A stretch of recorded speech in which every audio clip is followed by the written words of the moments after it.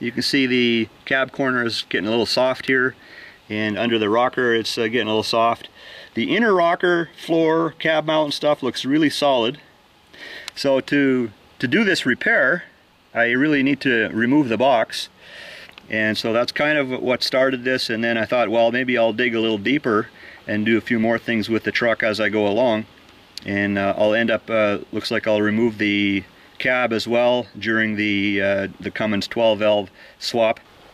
So this is the gas tank filler neck, and basically it's a couple of little mounts on the end here, and some hose clamps, and then that comes off. And then this is the spare tire lift or support. And so the spare is on here, and then you crank on it, and then you lift your spare up and down. So I had to remove that. And these are the cab mount, or sorry, the box mount bolts. Fortunately, none of them got broken off with rust. They all came out. Here's some bumper bolts. 4 of them I ended up cutting off with a cutting disc. So here in the front of the box, Dodge has designed this really nice little lift point. I suspect they use these probably for installing the box at the factory. So there's one on the right side, one on the left side. And I'm just using motorcycle tie downs, 4 of them. So 2 of them here are on a center lift point here. And the back ones, there's a nice mounting point here, and they have their own lift point up high, so it's like 3 points of lift, and that keeps the, I think that should do a nice job of keeping the box from wanting to tip over. If I would just lift it at one point in the front and back, then the whole box could kind of roll over. Anyways, I don't think I have to lift the box very high, and then I should be able to roll the frame out from underneath it. So I should have maybe mentioned before, I also removed the taillights and undid the wiring off of the box, so that the wiring at the back here, see, it's just hanging here now. There's some wiring here. And so I ended up lifting the box higher than what I thought I was going to have to originally. You can see, like, there's a bumper mount here, which is actually removable, but I lifted the box high enough now so that this part of the box will clear. And so that gives me also a good view underneath here to see if there's anything else that's going to be in my way, or snagging, attaching, or something like that. So you can see the wiring is, so you see it runs along the frame rail, as does the brake line and fuel lines. And so we'll have a look here. So I got clearance in the front here. So now I'm going to lift the front of the box, and then I should be able to pull the frame out from under the box here.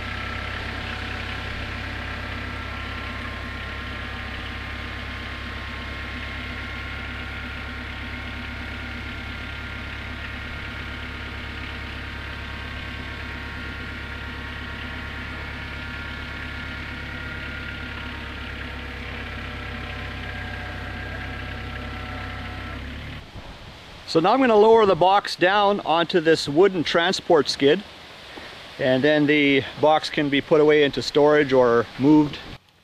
So the box, it just sits on top of those 4 upright supports, and I suppose I could maybe have cross braced the uprights a bit, but it's not for, you know, like transport on a trailer down the highway. It's just to gently drag it around the yard a little bit. So, and I don't think the box is all that heavy.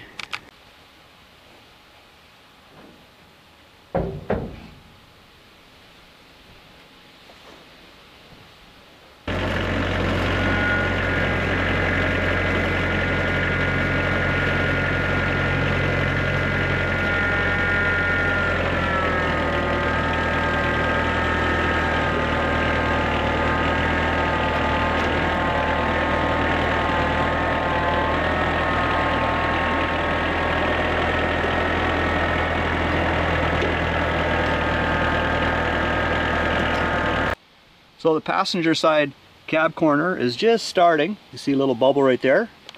And here on the bottom of the rocker, it's just starting there by that seam. So it won't be long. I'm thinking I should replace this cab corner also. I mean, it's starting, so it won't be long.